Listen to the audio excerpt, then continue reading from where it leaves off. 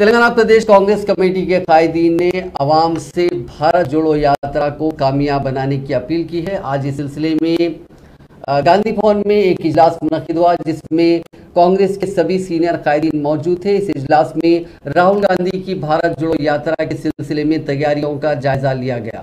आज की इस मीटिंग में एआईसीसी जनरल सेक्रेटरी केसी वेणुगोपाल चीफ गेस्ट थे, जबकि एआईसीसी इंचार्ज मनिकम टैगोर, रियासती सदर रेवंत रेड्डी, सीएलपी लीडर भट्टी विक्रमार्का, रुकने पार्लियामेंट उत्तम कुमार रेड्डी, कैबिनेट कमेटी के चेयरमैन मधु यास्की, साबिक वजीर मोहम्मद अली शब्बीर और दीगर कायदीन ने इस इजलास में शिरकत की। इसमें मुख्तलिफ उमूर पर बातचीत की गई। ये कहा गया कि भारत जोड़ो यात्रा का रूट मैप बहुत जल्द फाइनल किया जाएगा। इसे पुलिस क्लियरेंस का इंतजार है।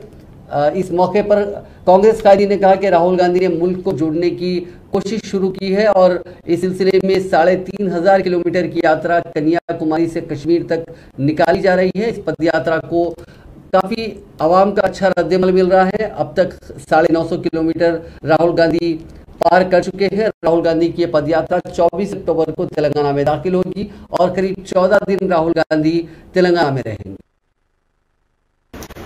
PCC president and former PCC presidents, CLP leader and former CLP leaders, central ministers, state ministers and MPs, former MPs, MLAs, हम लोग सब सारे बैठकर 30 तारीख को हम 4 घंटा चर्चा किए।